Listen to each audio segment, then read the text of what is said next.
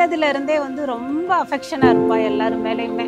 யாரையுமே எந்த விஷயத்துக்காகவும் விட்டு கொடுக்க மாட்டாங்க.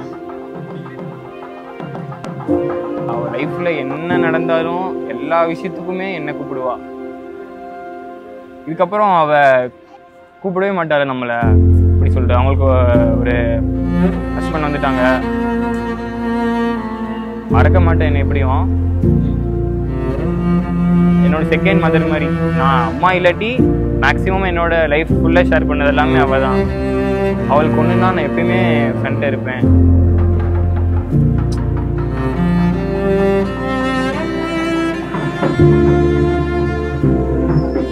ஜஸ்ட் நவம்பர் 28 வந்து டெம்பிளில் மீட் பண்ணோம். அப்புறம் நிறையா மிஸ் அண்டர்ஸ்டாண்டிங்ஸ், ஃபைட்ஸ்லாம் போயிட்டு இருக்கு. அது யூஷுவல்.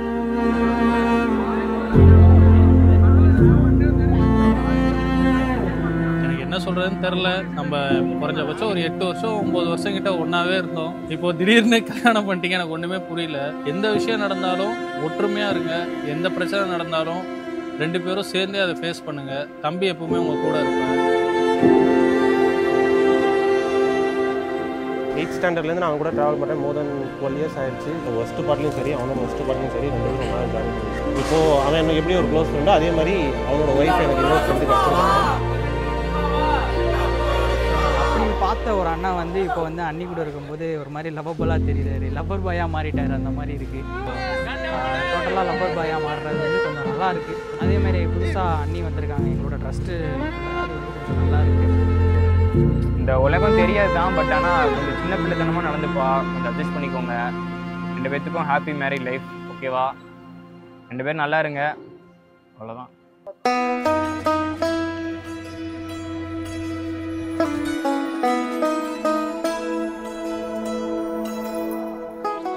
ரொம்ப காமாக இருப்பாங்க. எனக்குலாம் குட்டி குட்டினாலே இரிட்டேட் ஆகி ரொம்ப டென்ஸ் ஆகிடுவேன்.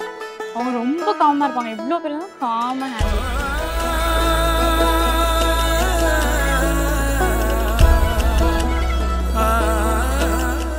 117 டேஸில் ஸ்டார்ட் பண்ணோம்.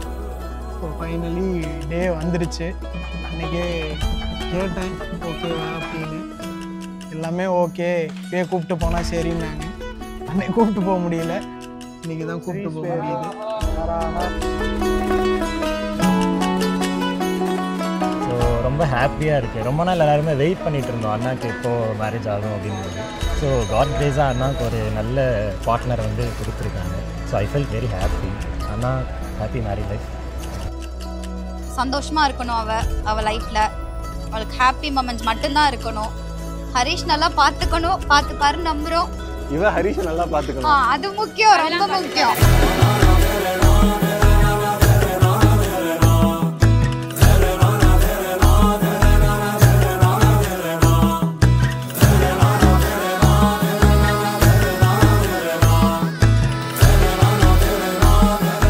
அடுத்து இது வந்து புது ஜேர்னியாக தான் போக போகுது. நீங்கள் 2 பேரும் தான் லைஃப்பில் இருக்க போகிறீங்க. 2 பேரும் தான் லைஃப்பில் க்ரோ பண்ண போகிறீங்க.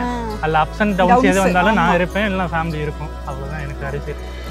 கல்யாணம் நடந்தது பார்க்குறப்ப எனக்கு ரொம்ப ஹாப்பியாக இருக்குது, ரொம்ப எமோஷ்னலாக இருக்குது. இது இந்த ஜேர்னி கொஞ்சம் புதுசாக இருக்கணும்னு நாங்கள் நம்புகிறோம். Once again wish you married happy லைஃப்னா. பிரசன்னா எப்படியோ அப்படி தான் எங்களுக்கு எங்கள் மருமகனும் எங்கள் பையன்தான். 2 பேரும் நல்லா இருக்கும்.